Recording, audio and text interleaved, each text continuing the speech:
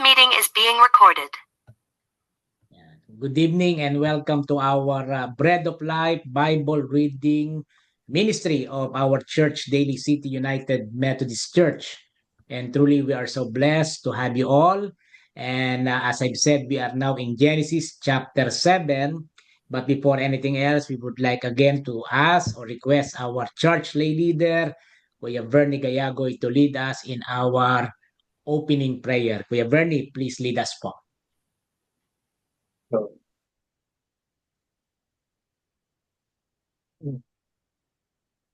Almighty God, we thank you for knowing that you love us and care for us to keep us steady and firm in our faith. As we gather tonight, Lord, to read the Bible in our Bread of Life ministry, we ask you to fill our thoughts with your voice and our hearts with your love that endures forever. We ask all these things in Jesus' name. Amen. Amen. Amen. Amen. Thank you po. Thank you so much. Okay, so with that, if you have your Bible with you, your laptop or cell phone or iPhone, kindly turn to Genesis chapter 7. Ayan po, buksan ko rin ito sa akin. And then, may we ask Kuya Bernie, to please Chapter read 7, Kuya Bernie. Genesis chapter 7. Okay, Pastor. I would like to make like a summary or a content of chapter 7 before I read it.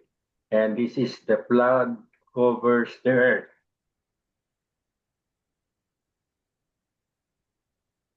Chapter 7 primarily conveys the message of God's judgment, unseen, and his subsequent mercy in preserving life.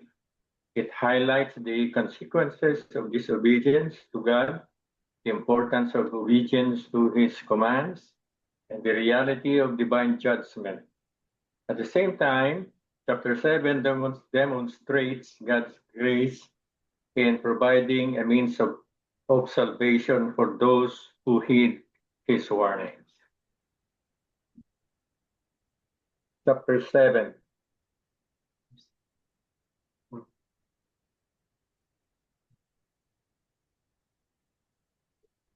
The flood covers the earth. When everything was ready and the Lord said to Noah, "Go into the boat with all your family, for among all the people of the earth, I can see that you alone are righteous. Take with you 7 pairs of male and female of each animal I have approved for eating and for sacrifice, and take 1 pair of each of the others." Verse 3, also take 7 pairs of every kind of bird. There must be a male and a female in each pair to ensure that all life will survive or on the earth after the flood. 7 days from now, I will make the rains pour down on the earth, and I will rain for 40 days and 40 nights until I have wiped from the earth and all the living things I have created. Verse 5. So Noah did everything as the Lord commanded him. Noah was 600 years old, and when the flood covered the earth, he went on board to boat to escape the flood. He and his wife and his sons and their wives. With them were all the various kinds of animals, those approved for eating and for sacrifice, and those that were not and with them were all the various kinds of animals, those approved for eating and for sacrifice, and those were not We're not alone. along with all the birds and the small animals that scurry Alone. along the ground. They entered the boat in pairs, male and female, just as God had commanded Noah. After 7 days, the water of the flood came and covered the earth. Verse 11. When Noah was 16 years old, 600 years old, on the 17th day of the second month, all the underground waters erupted from the earth, and the rain fell in mighty torrents from the sky. The rain continued to fall for 40 days and 40 nights. Verse 13. That very day Noah had gone into the boat, and his wife and his sons, Shem, Ham, and Japheth, and their wives. Verse 14. With them in the boat were pairs of every kind of animal, domestic and wild, large and small, along with birds of every kind. Verse 15. 2 by 2 they come into the boat, representing every living thing that breathes. 16. A male and female of each kind entered just as God had commanded Noah. Then the Lord closed the door behind them. Verse 17. For 40 days the flood waters grew deeper, covering the ground and lifting the boat high above the earth. As the waters rose higher and higher above the ground, the boat floated safely on the surface. Finally, the water covered even the highest mountains on the earth.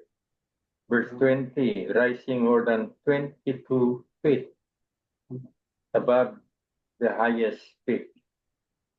All the living things on earth died, birds, domestic animals, wild animals, small animals that scurry along the wipe out every living thing on earth. People, livestock, small animals that scurry along the ground, and the birds of the sky, all were destroyed. The only people who survived were Noah and those with him in the boat. And the floodwaters covered the earth for 150 days. This Amen. is chapter 7 from the New Living Translation. Thank you. Thank you po, Kuya Bernie. Ate Benils, kindly continue chapter 8 of the book of Genesis. Okay, Pastor. The flood waters recede. Verse 1. But God remembered Noah and all the wild animals and livestock with him in the boat.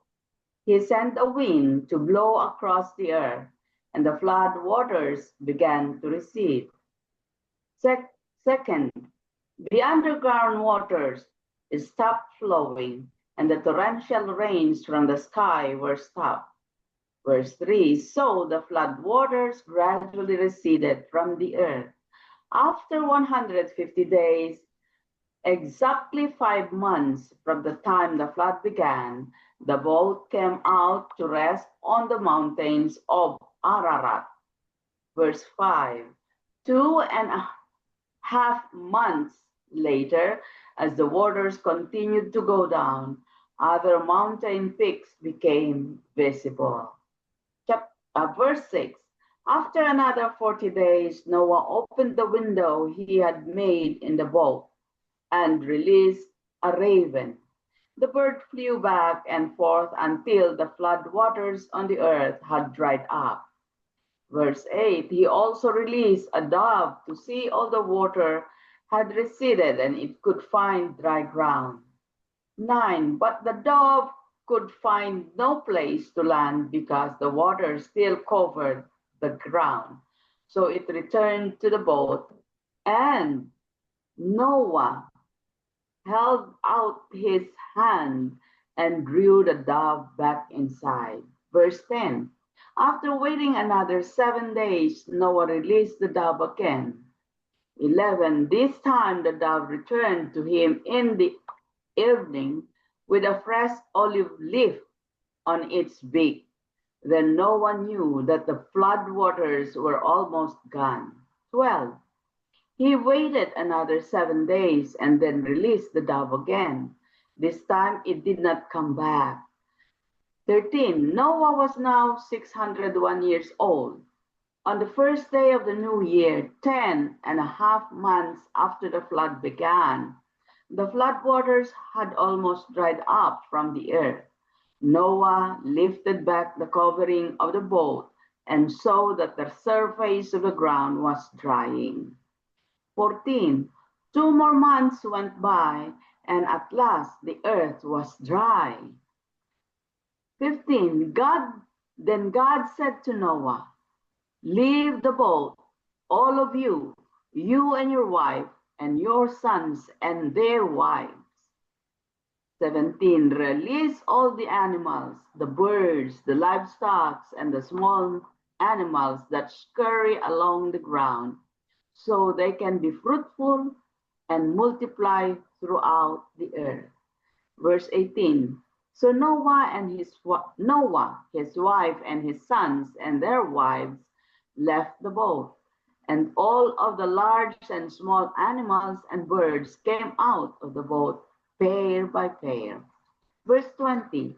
Then Noah built an altar to the Lord, and there he sacrificed as burnt offerings the animals and birds that had been approved for that purpose. 21. And the Lord was pleased with the aroma of the sacrifices and said to himself, I will never curse the ground because of the human race, even though everything they think or imagine is bent toward evil from childhood. I will never again destroy all living things. 22. As long as the earth remains, there will be planting and harvesting, cold and heat, summer and winter, day and night. Amen. Amen. Thank you po, Ate Binilds. Ate Annie, chapter 9, please. Book of Genesis. Thank you po. Then God blessed Noah and his son, saying to them, be fruitful and increase in number, and fill the earth. The fear and dread of you will fall on all the beasts of the earth, and on all the birds in the sky, on every creature that moves along the ground, and on all the fish in the sea.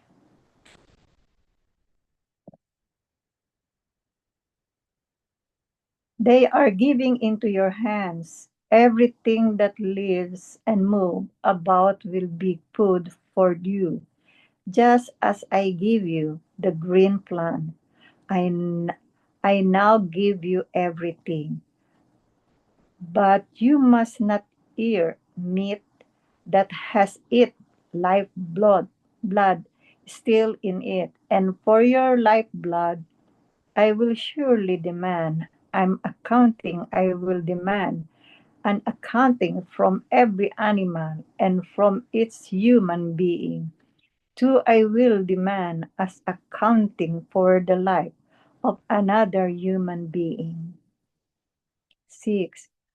Whoever shed human blood, by human shall their blood be shed. For if the image of God has God made mankind. As for you, be fruitful and increase in number, multiply on the earth and increase upon it.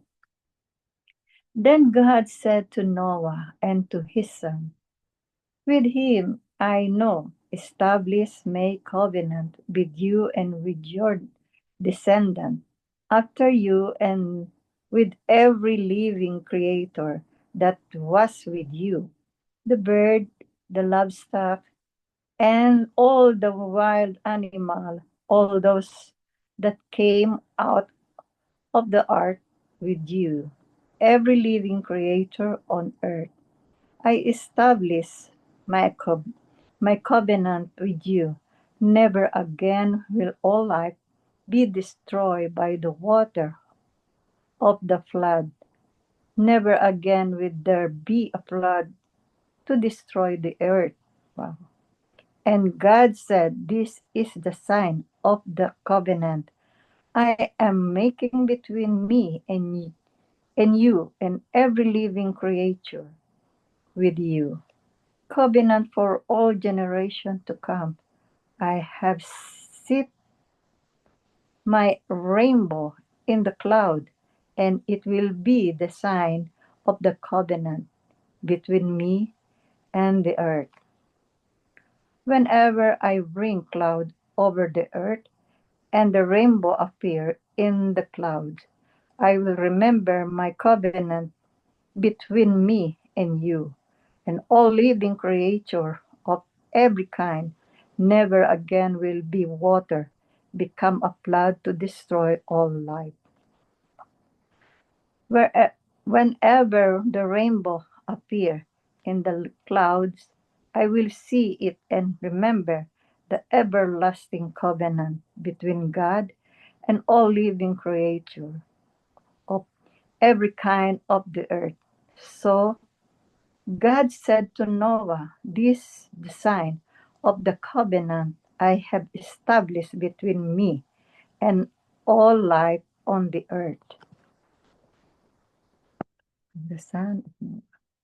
The son of Noah who came out of the ark were Shem, Ham, and Japheth, as the father of Canaan. Those were the three sons of Noah, and from them came the people who were scattered over the whole earth. Noah, a man of the soil, proceeded to plant a vineyard. When the drunk some of its wine, he became drunk and lay uncovered inside his tent. Ham, the father of Canaan, saw his father naked and told his two brothers outside. But Shem and Japheth took a garment and laid it across their shoulder. Then they walked in backyard and covered their father naked body. Their faces were turned the other way so that they would not see their father naked. When Noah awake from his wine and found out what his youngest son had done to him, he said, "Cursed be Canaan, the lowest of slaves." When he beat to his brother, he also said, "Praise be to the Lord, the God of Shem. May Canaan be the slave of Shem. My God extend Japheth territory. May Japheth live in the tent of Shem, and may Canaan be the slave of Japheth." After the flood, Noah lived 350 years. Noah lived a total of 950 years, and then he died. Amen. Thank you po, Ate Annie. Ate Ellen, Genesis chapter 10 po, please. Thank you.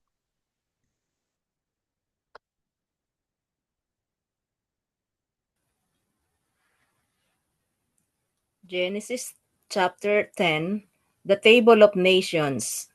And I'm reading for the New International Version. Like this. Yeah. This is an account of Shem, Ham, and Japheth, Noah's son, who themselves had sons after the flood.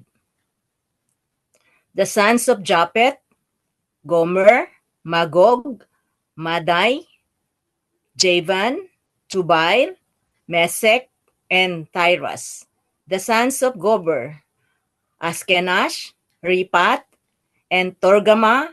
The sons of Javan: Elisha, Tarnis, the Kittites, and Rodanites. From this of the maritime peoples spread out into their territories by their clans within their nations, each with its own language. The Hamites, the sons of Ham, Cush, Egypt, Pat or Put, and Canaan. The sons of Cush: Seba, Havilah, Sabta, Rama, and Sabteka. The sons of Rama: Sheba, and Dedan. Cush was the father of Nimrod, who became a mighty warrior on the earth. 9. He was a mighty hunter before the Lord. That is why it is said, like Nimrod, a mighty hunter before the Lord. 10. The first centers of his kingdom were Babylon, Uruk, Akkad, and Calneh, and Shinar. 11. From that land he went to Assyria, where he built the Nineveh, Rehoboth, Here, Kala, and Resen, which is between Nineveh and Kala, which is the great city. 13. Egypt was the father of Ludites, Anamites, Lehabitites, Napuhites, Pasusites, Casluhites, from whom the Palestine came, and Saparotites. Canaan was the father of Sidon, his firstborn, and the Hittites, Jebusites, Amorites, Gigarites, Hivitites, Harkates, Sanites, Arvatites, Semarites, and Hamathites.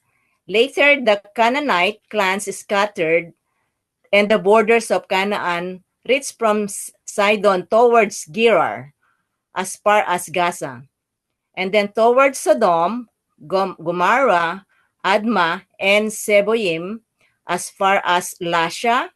20. These are the sons of Ham by their clans and languages in their territories and nations. The Semites. 21. Sons were also born into Shem, whose older brother was Japheth. Shem was the ancestors of all the sons of Eber. 22. The sons of Shem: Elam, Ashur, Arpachshad, Lud, and Aram. The son of Aram: Uz, Hul, Gether, and Melchek. 24. Arpachshad was the father of Shelah, and Shelah the father of Eber. 25. Two sons were born to Eber. One was named Peleg, because in his time the earth was divided. His brother was named Joktan. 26. Joktan was the father of Almodad, Selep, Asarmabeth, Jira, Haduram, Usal, Dikla, Obal, Abimael, Sheba, Ophir, Havilah, and Jobab. All of these were sons of Joktan. 30. The region where they lived stretched from Misa toward Sipar in the eastern hill country. These are the sons of Shem by their clans and languages in their territories and nations. 32. These are the clans of Noah's sons, according to their lines of descends within the nations. From this, the nations spread out over the earth after the blood. Amen. Amen. Thank you po, Ate Ellen. Kuya Jose, chapter 11 of the book of Genesis, please. Thank you po.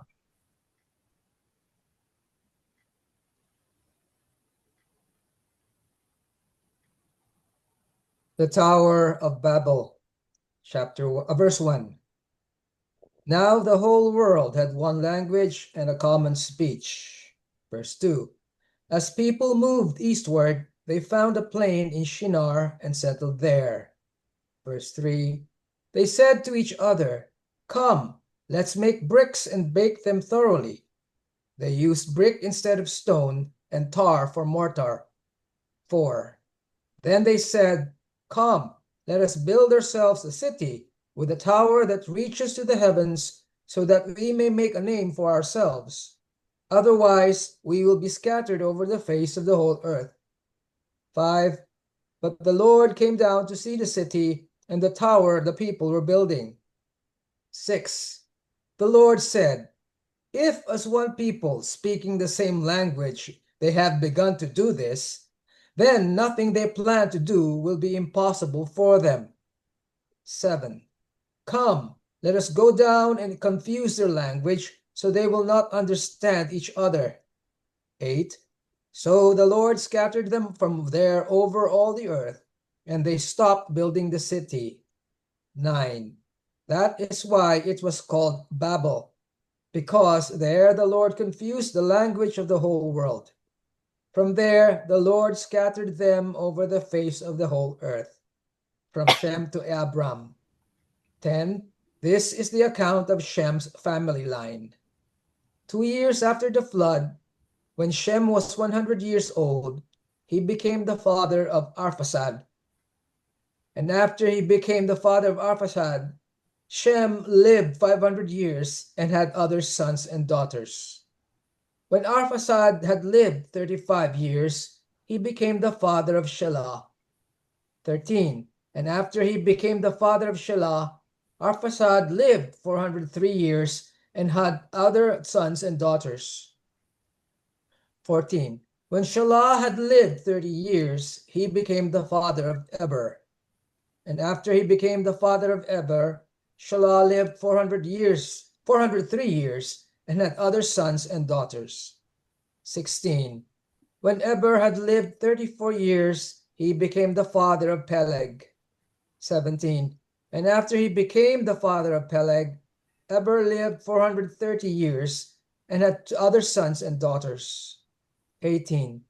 When Peleg had lived 30 years, he became the father of Reu. 19. And after he became the father of Reu, Peleg lived 209 years and had other sons and daughters. 20. When Reu had lived 32 years, he became the father of Serug. And after he became the father of Serug, Reu lived 207 years and had other sons and daughters. 22. When Serug had lived 30 years, he became the father of Nahor. 23. And after he became the father of Nahor, Serug lived 200 years and had other sons and daughters. 24. When Nahor had lived 29 years, he became the father of Terah. And after he became the father of Terah, Nahor lived 119 years and had other sons and daughters. 26. After Terah had lived 70 years, he became the father of Abram, Nahor, and Haran. Abram's family. 27. This is the account of Terah's family line. Terah became the father of Abram, Nahor, and Haran. And Haran became the father of Lot. 28. While his father Terah was still alive, Haran died in Ur of the Chaldeans in the land of his birth. Abram and Nahor both married. The name of Abram's wife was Sarai, and the name of Nahor's wife was Milcah. She was the daughter of Haran, the father of both Milcah and Ishka. 30. Now Sarai was childless because she was not able to conceive. 31.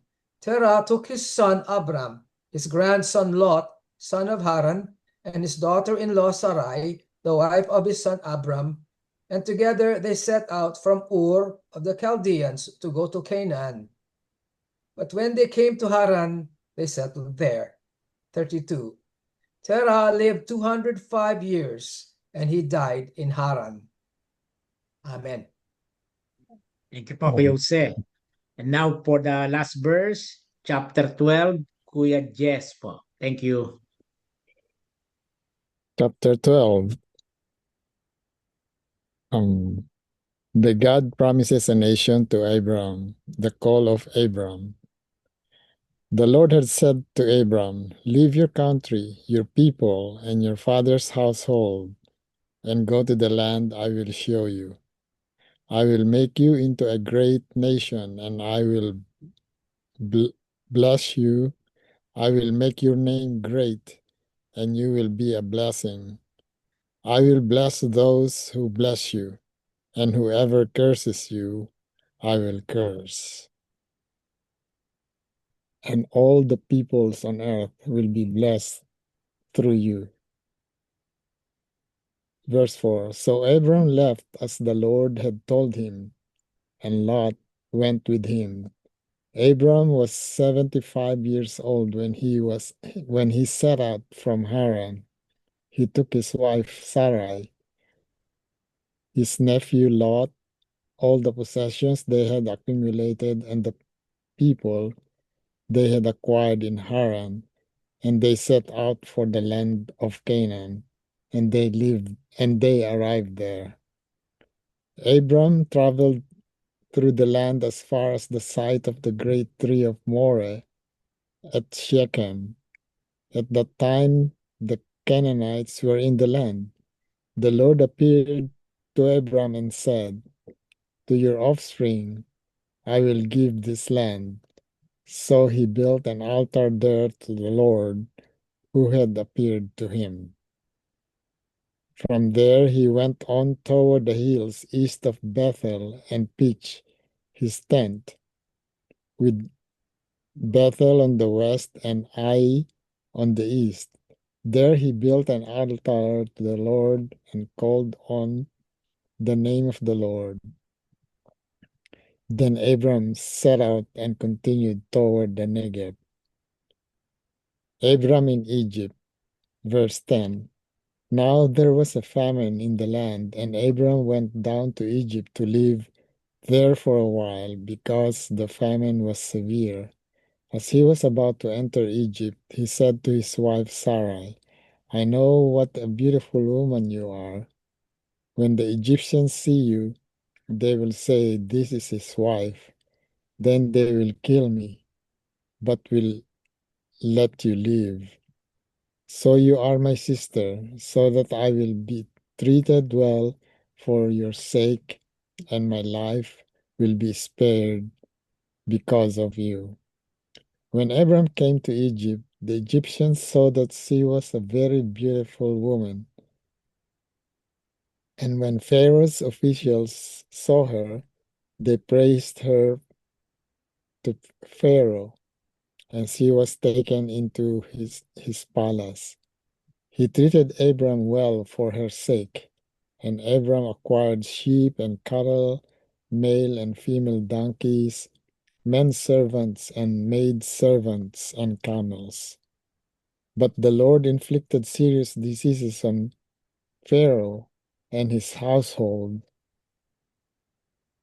because of Abram's wife Sarai. So Pharaoh summoned Abram.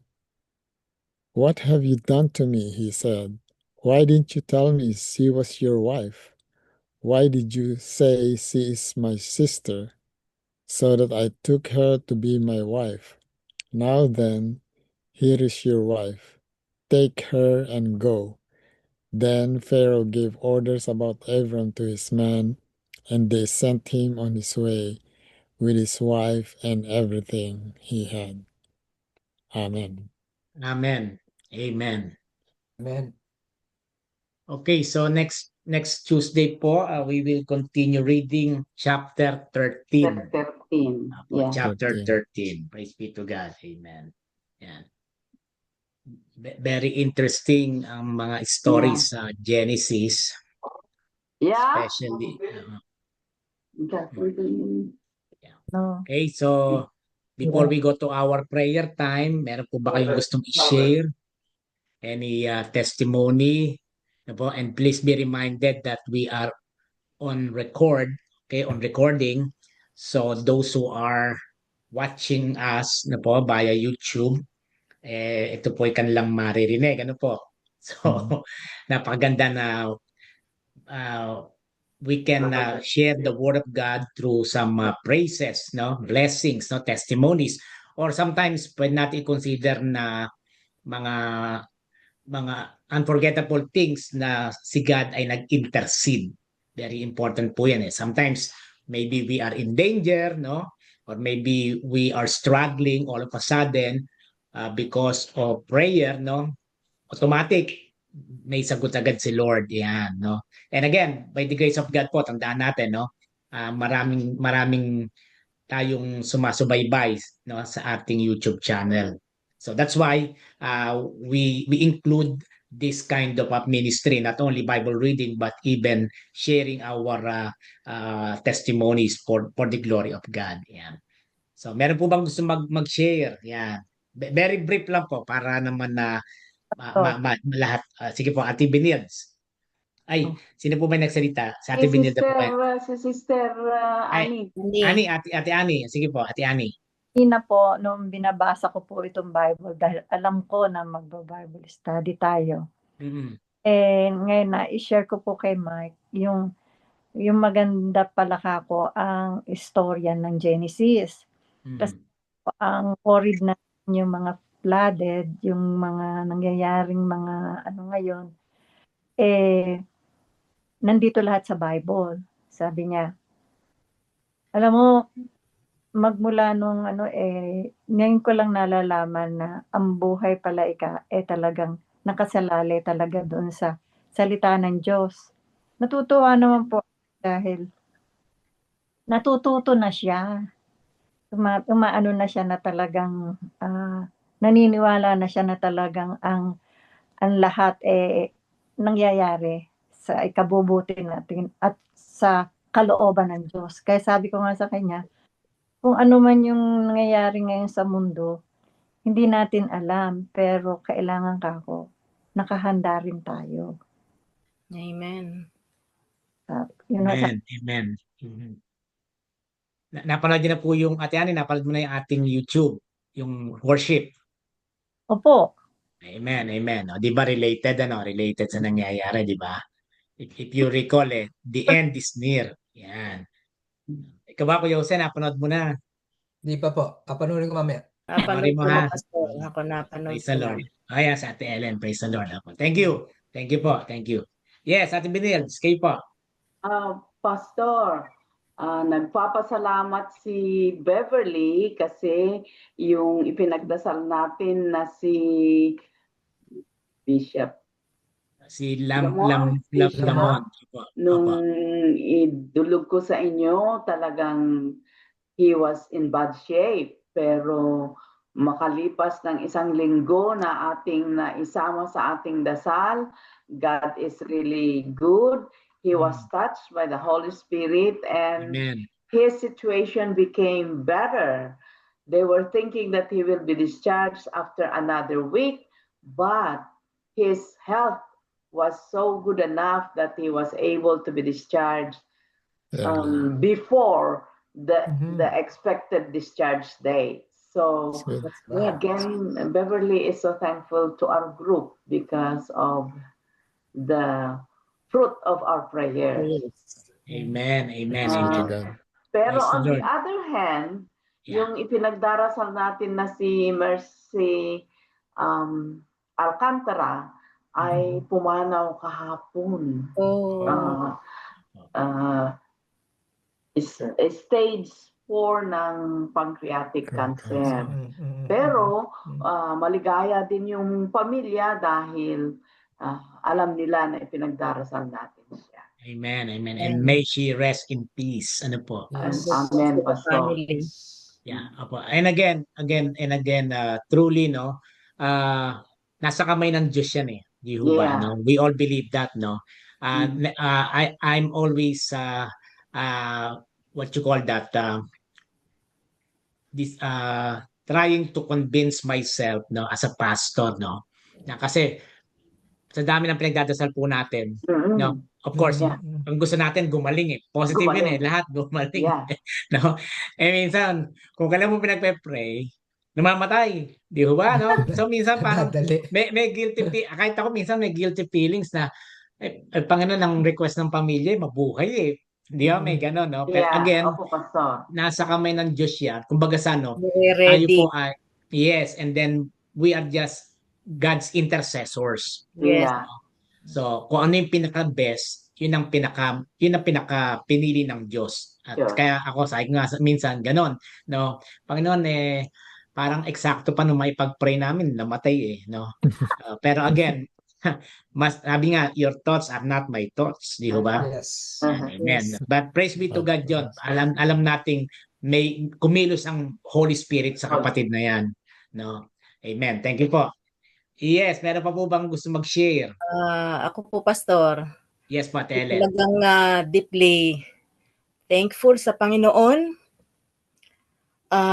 Last Friday, yung ating TGIF, although I'm not feeling good because of, gastrointestinal problems, started Thursday morning, and then it reoccurred just like Friday evening until Saturday morning.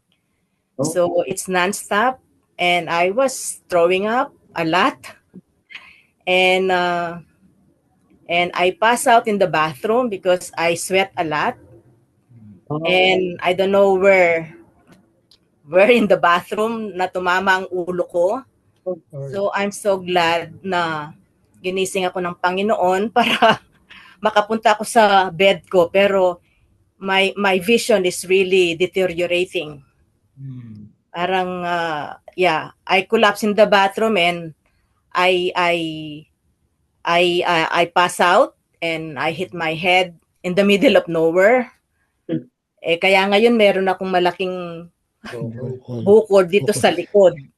So I'm so glad that my son was here, and I was able to call, Allen, kasi umiikot na yung paningin ko talaga, hindi ko na makita. So, yun lang na-dial ko. My plan is to call 911, and the protocol, if you feel something, chest pain or anything that you want to pass out, you have to call 911. Don't call anyone in the family. You have to call 911 right away.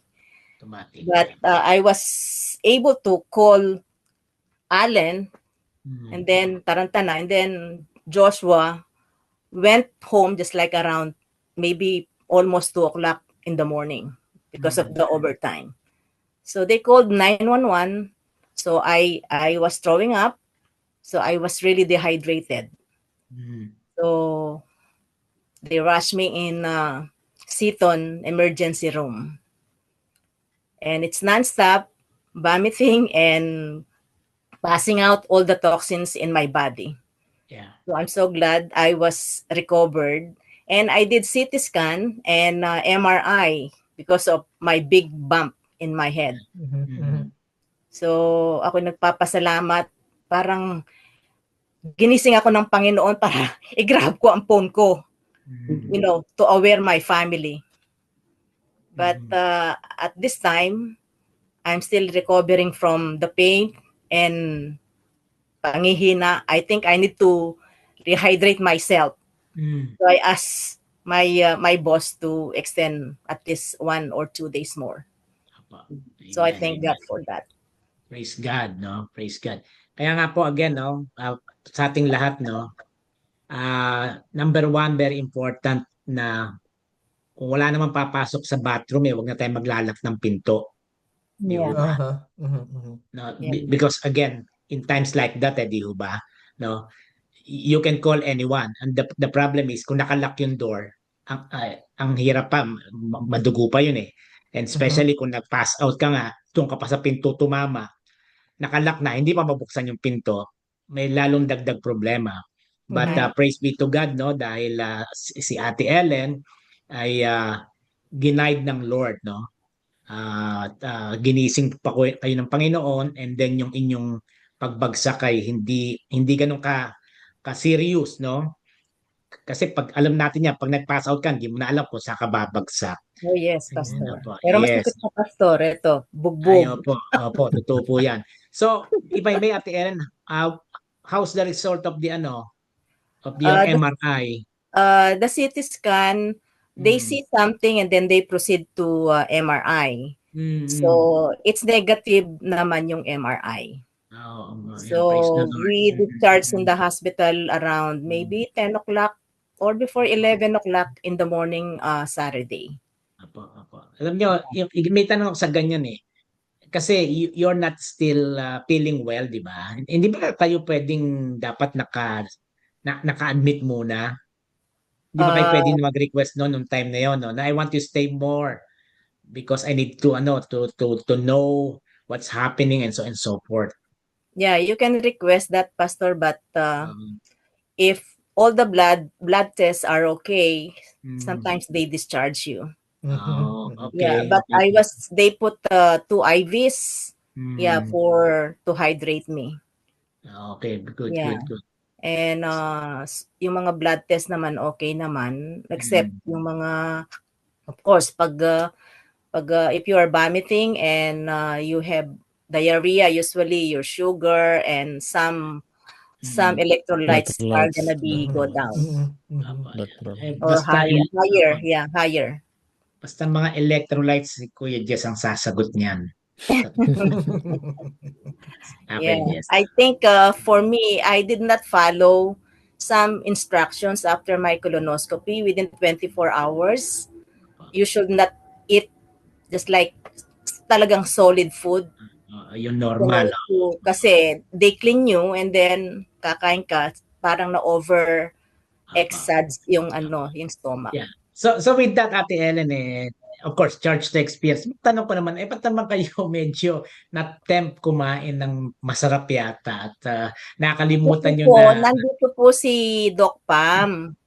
So, after Wednesday, and I have my repeat mammogram, and then we went out. So, pinasyal ko siya sa downtown, and then we went to Golden Gate.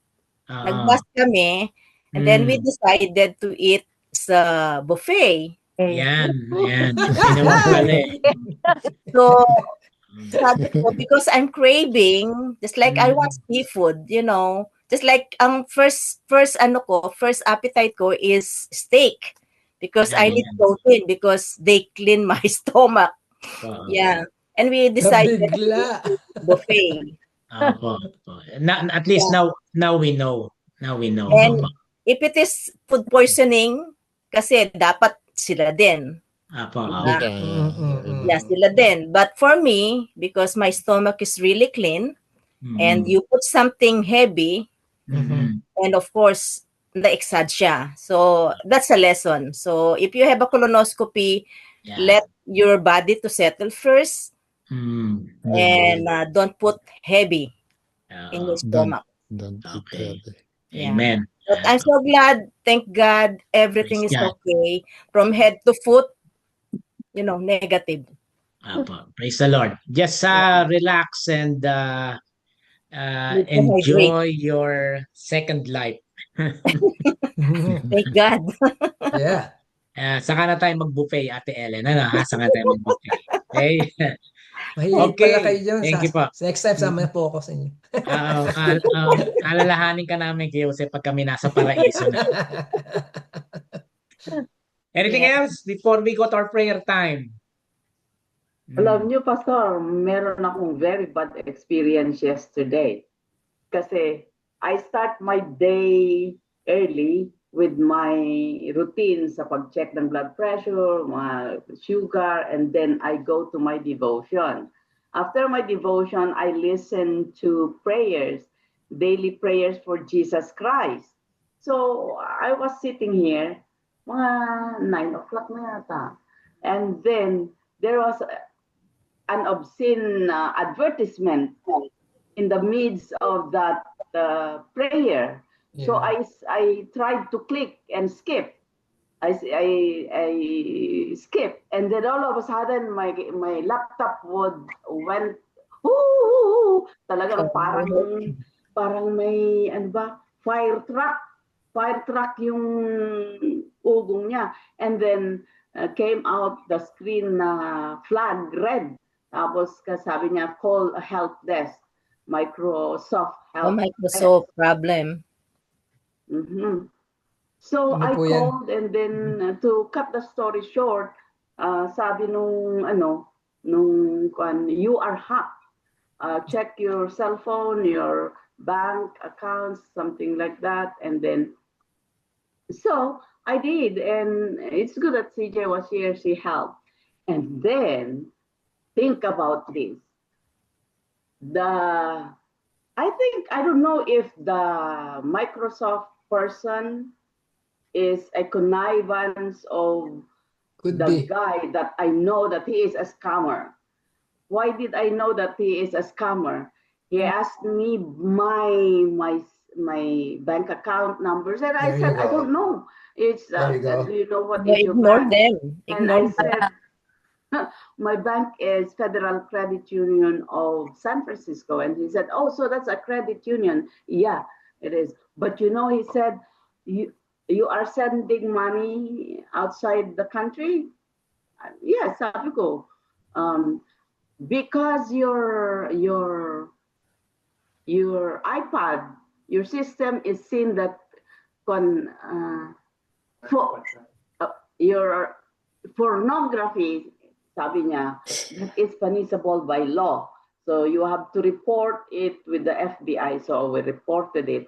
And then he said, oh, they found out that somebody got money, 1,300 from your bank account. Wow. Wow. Oh, Yeah, that's a scammer. yeah, but I siguro by sabi niya, you go to your bank. So I went to my bank. Tapos sabi niya, you get all your cash and leave. Whatever cash you have there, get all your cash. So binayaran ko muna yung aking credit. Tapos yung cash i-withdraw ko. But ang naisip ko, kasi sabi niya, sabi niya, ano bang, may kakaiba ka bang nakita sa pag-withdraw mo? Sabi ko, nothing. Sabi niya, out of your cash, buy gift card and send it to me so that your bank account there will be closed and will be making a new one. I did not obey that. Kasi ang iniisip ko yung aking ididepositong pera ng kapilya. So, sabi ko, I have an errand. Sabi ko, kasi naka-telepono So I went to church, tapos dumaan ako sa altar. Sabi ko, Lord, sabi ko, na-late ako. Tapos pumunta ako kay Regina. Sabi ni Regina, hindi ka ba nagbabasa ng text mo? Sinabihan kita na i-deposito ko na, sabi niya. So, sabi ko, oh sige.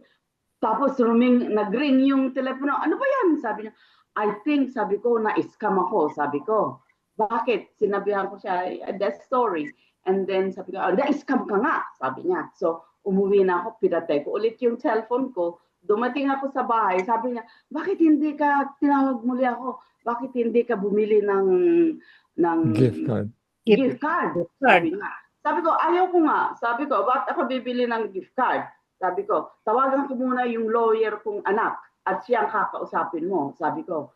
Tapos sabi niya, ay hindi po pwede ikaw ang may pera niyan. Ikaw ang may problema. Bakit? Paano ka tutulungan ng anak mong lawyer? Sabi ko, hindi po pwede. Kausapin mo yung anak ko. Yung anak ko ang kakausap sa'yo. Sabi ko. Pagkasabi ko yun, nawala na siya. Oh. So, Not God importing is them. so good. They are scammer. God is so Scammer. good. Siguro kung hindi ako dumaan sa kapilya, na ano, siguro baka na he enticed me to go and kasi nandyan lang yung Oh, mga stores na Of pwedeng course, pagbigyan yeah. ng Gift cards. ng gift card. So ay naku, Diyos ko, God Yeah. is so good. And be careful. You can see that prayer for Jesus every morning, mahaba. Mahaba yun. And the devil is using Jesus in their scam, Activities. in their activity to, especially those senior citizens. Yeah, Yeah. usually they let you Kaya to be buy careful, a yung card. magaling yung prayer, parang Ang ganda ng pray. mababa ang boses sa Amerikano, mahaba, walang putol, tuloy-tuloy, isang oras. May advertisement. Tuloy-tuloy ang prayer. Pero doon sa prayer, doon na sila papasok May mga sa advertisement. advertisement nila na panloloko. Siguro, madaling lokohin ng mga tao sa paniniwala sa kanilang prayer. Pero ginagamit nila ang Diyos para makapagloko sa mga tao, lalo na yung mga senior citizen. Meron bang accent yung merong accent, foreign accent yung nakausap mo sa Parang Indian. Oh, yeah. Oh, yes. Usually, yeah. Usually mga Indian eh. Hindi yung prayer yung prayer talagang Amerikano. Hindi, yung tao na Yung kausap. ano ni scammer Ate talagang Benitz. Usually mga Indian eh. Yeah, Indian. Middle Eastern. Opo. Opo. Kaya, Ganito po They yan. let you to buy a credit card or a gift card, and then they let you meet on one place, and then parang imimit ka nila sa isang lugar eh. Ano sila? Okay po. Ganito po yan mga kapatid. Ano po? Yung mga prayers, wala pong problema yon. Walang problema. Wala po. Parang ano po yan, Kuya Bernie, parang tayo yung YouTube natin. May mga nanonood. Ang nagiging problema po nating lahat, pag nagkamali po kayo ng click, especially, di ba, may commercial eh. Di ba? Yeah, May yung commercial eh. commercial No? nga ang itinit ko na skip. Apo. Kaya nga, doon nagkakaproblema kasi nasa commercial, sometimes yung pong mga hackers. No? Ngayon, kaya nga ulitin ko, always po, actually hindi nyo dapat in-entertain yung tumawag sa inyo. Yeah. Apo, alam nyo, alam nyo po, di ba, Ate Binils, ako muna po. Okay, ako muna po. Okay. Kasi minsan kahit ako, biglang may lumilitaw sa laptop ko for example, your ano ba tawag dito, yung para hindi ka, Kuya Say, yung hindi ka mapasukan ng virus. Your virus protection is expired. Yeah. No? Correct. So, magugulat ka, expired na. Please click here. Parang gano'n, no? Yung mga gano'n, wag ho kayong papatol sa mga gano'n. Wag yun, no? Especially kung alam mo naman na yung iyong virus protection ay hindi pa expired. Kasi pag kinlik nyo po yun, lilitaw po talaga, ganyan. Kahit anong gawin mo, hindi mo mamamatay yun. Kahit anong gawin mo, hindi mo mamamatay yun. Ano po? So, again, doon po sa telepono naman, alam nyo po, napanood ko yan eh. No? Sa telepono, habang nakikipag-usap po tayo minsan, no, may hacker na, hinahanap na yung linya mo kung taga saan ka. Yeah. Kaya nga pansinin niyo po, 'di ba meron sa mga pelikula minsan yung pong hinahanap kung saan tumatawag, pero alam lang kung halimbawa good for 4 minutes lang para safe. 3 minutes lang. 3 minutes pinapatay na niya kasi alam niya ma-hack na siya. So sa ganun po, Ate Binils, as much as possible, charge to experience. Tingnan niyo, nagpapabili na ng gift card. Oo nga. Di ba? Ang ibig sabihin nun, praise the Lord, hindi kayo nabudol. Yung ang tawag doon po, budol na. Yun, yung na-hypnotize, no? Isipin niyo po noon, kayo, nakakonect na kayo eh. Pinapa-withdraw yung pera mo. Pansinin niyo ho yan, no? Yeah. By the grace of God, ang leading sa akin ng Panginoon, no? Kayo ay na-cover ng Lord. Kasi yung Yeah. sinabing mag-withdraw ka, sabi niyo po kanina, nagpunta kayo sa bangko, di ba? Sabi niyo, No. nagpunta kayo sa bangko. Kasi nag-worry ka eh. Of course, nag-worry Oo, ka. Opo, withdraw ang ko danger po talaga. doon, Ate Binils, at sa ating lahat to, sa ating lahat. Opo, Pastor. Kung tayo ay halimbawa na-connect na ng mga taong ganyan, ano, Aha. alam na kung nasaan ka nakatira eh. Mm-mm. Yun nga po, yun ang nakakatakot dun. Nag-withdraw ka eh. So pag nag-withdraw ka, maaaring may maghihintay sa iyo sa bangko sa labas. Yes. Yun yung mga delikado na yung mga delikado. Or, Ang again, yung modus operandi budol-budol. nila. Opo, yung budol-budol, all of a sudden, okay, someone will approach you and give all your money. Kasi na-hypnotize ka na. Pero praise be to God, we believe, kasi nga very prayerful naman kayo, no? Na-cover kayo ng Panginoon. Kasi lahat tayo hindi accepted sa mga ganyan eh. We are all Yeah. sa mga ganyan, ano? So again, sa paggamit natin ito, no, ng mga technologies na ganito, no, huwag kayong basta-basta click. Kung may sinasabing, please click this, huwag po, huwag ganon.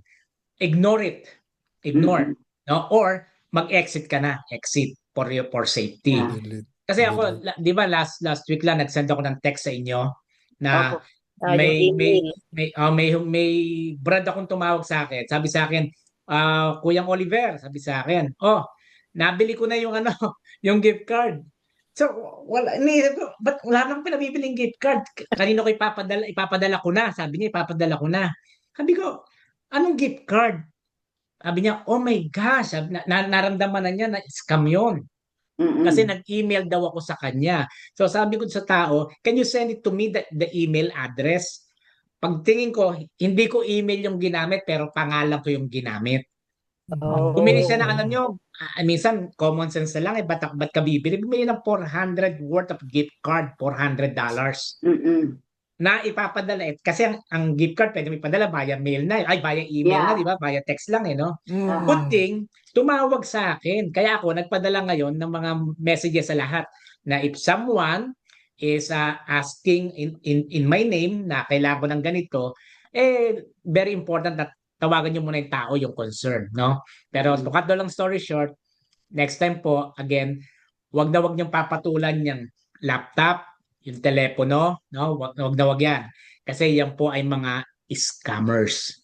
Totoo, Very Pastor. important po yan. Pag hindi mo makita yung pangalan ng tumatawag, delete ko, Pastor. Yeah, delete right away. Yung matawag sa akin, pag hindi ko kilala. Kasi karamihan naman, pag may tumatawag, nandun yung pangalan ng tumatawag eh. May caller Pag ID hindi po, may ko caller kilala, ID. delete ka agad. Or, tandaan niyo po, total, sure naman, dahil ang mga telepono natin ngayon, lahat tayo, meron ng mga yung pong answering machine. Di ba? May sumasagot na kung di tayo makasagot no po. So, again, ingat tayong pare-pareho dahil lalo na, alam ko, ang inyong mga kabangkuhan ay milyon na milyon. Ingat mo. Ako po meron akong parang kumbaga sa Facebook may friends list sa ko sa telepono ko. Pagka hindi ko kilala yung numero, delete. I-delete mo na. Opo. Kaya nga again, ingat sa pagsagot, no? Dahil again, pagka nakasagot na po kayo sa sobrang high-tech, connected na agad yan around the world. Globally connected na po yan. Kaya nag-work ako si Ate Benilda, no? Na-entertain niya na-entertain, no? Magkasama yun baka nasa isang kwarto lang yung dalawang yun nag-uusap no? So with that, we praise God at safe si Ate Benilda. Wala nangyari. At again, church to experience yan, mga kapatid, no? Sa ating lahat. Okay? So with that, friends, let us now bow down our heads for the Lord, no? Kung kayo po ay aware sa nangyari sa kanina, nagkaroon po ng lindol sa Russia, 8.7 or 8.4.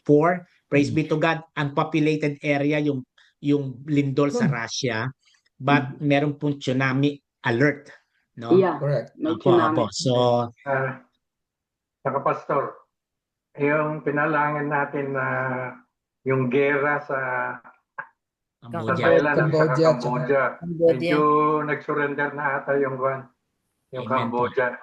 Amen po. Wala na ng pisto. Kaya po again, ano yan eh, again, being one of the prayer intercessors, no, very Yeah. important na bago tayo mag-panic, mag-worry, ano agad, automatic, ako ganun eh, pag may nangyari, prayer agad ako, Lord, Mhm. Yeah. please, Lord, kindly do Yes. something about this, Lord. Yan. No? Kasi may power ang prayer. Kaya favorite ng Kuya Bernie, 2 or more eh. Tayo, more than 2. No? So with that, let us now bow down our heads for the Lord. Hallelujah. Praise be to God. Glory be to God. Hallelujah. Gracious and loving God, we come before you today with humble spirit, humble hearts, seeking your presence and your peace in the name of Jesus. Yes. You are our refuge and strength, a very present help in trouble. In Psalms 46 verse 1, O God, we thank you that in every season of life, you remain faithful and near. Yes. Lord, we lift up those who are sick and suffering right now, especially Ate Ellen, O God, in Jesus' name, Thank you. Thank you. and some members of our church, a friend or friends of our members, O God, relatives. You are the Jehovah Rapha, the Lord who heals, as your word declares in Jeremiah 30:17. But I will restore you to health and heal your wounds, declares the Lord. Touch their bodies, O God, in Jesus' name with healing. Yes. Thank you. Lord. Restore their strength and surround them with your peace, O God. Strengthen those who are cared for them and let your grace be their sustaining power. Thank you, O God, for healing our one of our brothers or sisters in the Lord. Lord God, bless them in the name of Jesus, even though we are sad, O God, but may they rest in peace in the name of Jesus. We remember those who are grieving in the loss of loved ones. Comfort them, O God, as only you can. As you said, Lord, in Psalms 34:18, the Lord is close to the brokenhearted and save those who are crushed in spirit. Fill the emptiness with your love and hope and remind them of the promise that we do not grieve as others do who have no hope. For in Christ there is resurrection and life.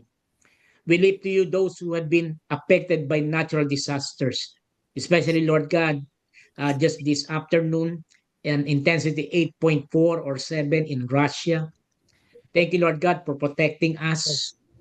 And we pray, Lord, that those who are devastated by typhoon, especially in the Philippines because of floods, Lord, bring aid and protection to the vulnerable. You are the one who calms the storm, Lord God, as Jesus did when he said, "Peace, be still," in Mark 4:39. Lord, bless our country, the Republic of the Philippines, and even the United States of America. Send comfort, courage, and provision to all who have lost homes, loved ones, or hope. May your church rise up to be hands of help and hearts of compassion. Lord God, we pray in the name of Jesus for the nations of the world. Thank you for hearing our prayer, especially for Cambodia and Thailand. Let justice roll on like a river and righteousness like a never-failing stream. Guide our leaders with divine wisdom. Turn hearts away from violence and division. Let peace reign where there is conflict and let truth prevail where there is deception. We lift up to you, O God, our local community in Daly City, and especially our spiritual home, our church, Daly City United Methodist Church. Fill this church with your spirit and vision. As you said, Lord, you are the light of the world. A city set on a hill cannot be hidden. May this congregation shine with the love of Christ and faithfully serve the Lord, and the people around them. Lastly, Lord God, we pray for all families. Strengthen every home. Heal relationships strained by misunderstanding or pain. As you said, Lord, as for me and my house, we will serve the Lord. Bless all our loved ones, our families, oh God, especially our children, our grandchildren, young people. And may your peace dwell in every household, oh God. We entrust all these prayers to you, O God, confident that you hear us when we call. Now to him who is able to do immeasurably more than all we ask or imagine, as we pray together, Lord God, the prayer that you have taught us. Let us pray together the Lord's Prayer. Our Father, Father, who art in who art in heaven, heaven, hallowed be thy hallowed be name. thy name. Thy kingdom Thy come, kingdom come. thy will be Thy done will be on earth done on as it earth is as it in is heaven. in heaven. Give us this Give day us our this daily day our bread, daily bread, and forgive us and our forgive us our trespasses, trespasses, as we forgive as we those who forgive those who trespass against trespass us. against us. And lead us And not lead us into not into temptation, temptation, but deliver but us from deliver us evil. from evil. For thine is the For thine is the kingdom, kingdom, and the the power, power, and the glory and the forever glory and ever. forever and ever. In Jesus' name we pray. Everybody say amen. Amen. Amen. Thank Good evening po you. sa inyo lahat, and hope to evening. see you this Friday, Yes. TGIF. Ate Ali, thank you ha. Thank you. Thank you. Bye, Good Miss night po. Good night. Annie. Good night. Miss Good night po Annie. sa inyo. Get well soon, sister. Shalom. Amen. Thank you. Get well. Thank Yeah. you.